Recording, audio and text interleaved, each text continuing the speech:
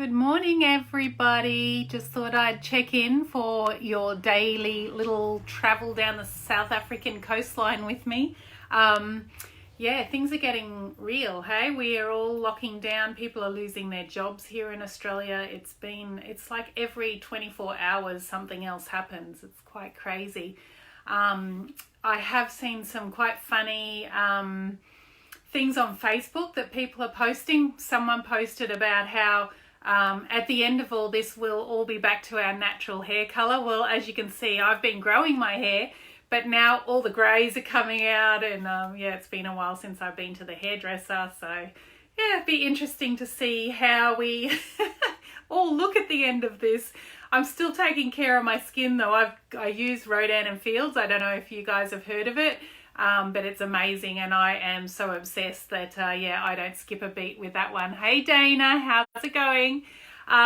So yesterday, the factory messaged me last night, and I actually have some orders in with the factory. Most of our 2020 collection is in the warehouse in Tennessee, ready to ship for spring, summer, which now, our boutiques have been cancelling the orders. Because they're in lockdown, they have to close. So it is what it is. We're all just holding our breath and doing what we can to survive financially and health-wise. So there were two dresses that I had reordered from the factory. One was this cute little one, the coral reef dress. So I did it first in coral and in navy. And those two are very low. There's hardly anything left. So I've reordered it in aqua and periwinkle, which will be adorable. And I also redid this dress, the cute one with the frill. I redid that in that coral pink. But the factory is like a week away from finishing the order. I'm like hoping that it ships. And he texted me last night. Hi, Kathy.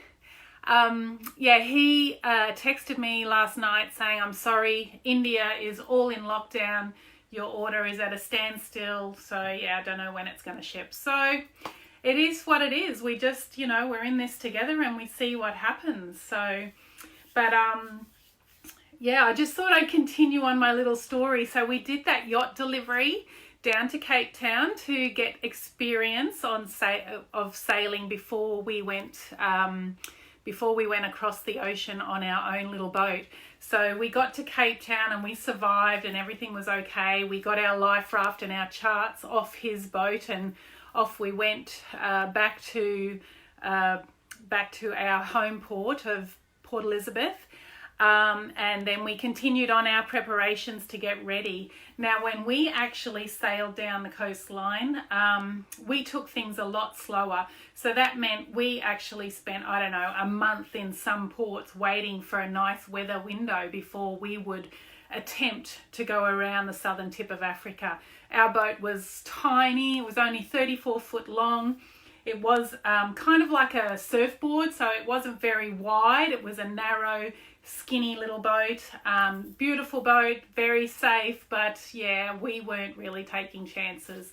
And then when we finally did get around the southern tip of Africa, and then you've got to sail up a little bit before you get into Cape Town, and there's this big bay, Simonstown, I think it's called.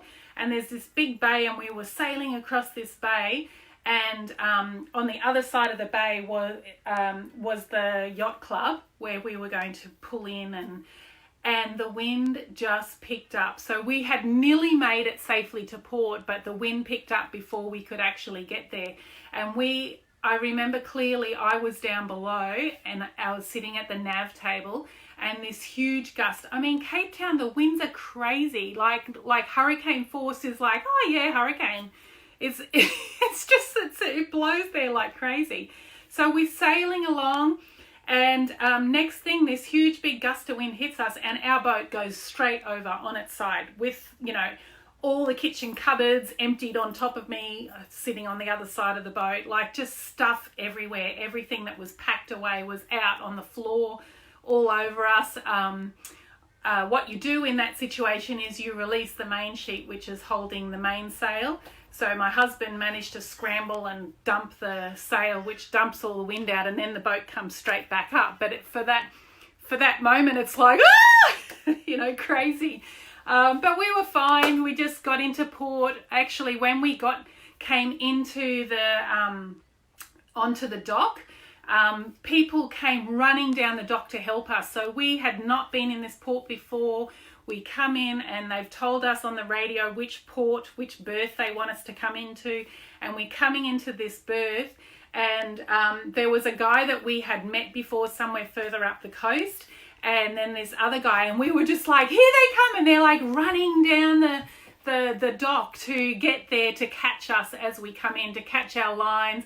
Because what you do is, as you're coming in, is you slow right down. But of course we had 50 knots of wind blowing, so we had to keep some motor running to get into that wind. You come up into the wind, and then you throw them the line. They put that around the bollard and hold tight to stop the boat. Well, they did a great job, but we hit the front of the boat onto the dock. So that was like the only time we'd ever damaged our boat, you know. It was only a little ding, like take off the paint, but still, you know, it was next level wind.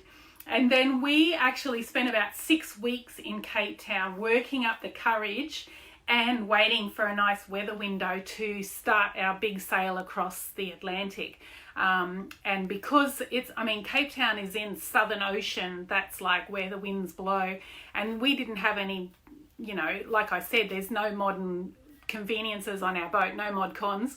So, you know, for entertainment, we would sometimes, when the wind was really strong, we'd be in the cockpit and we had a wind gauge, and we would watch as the wind gusts came through in Cape Town.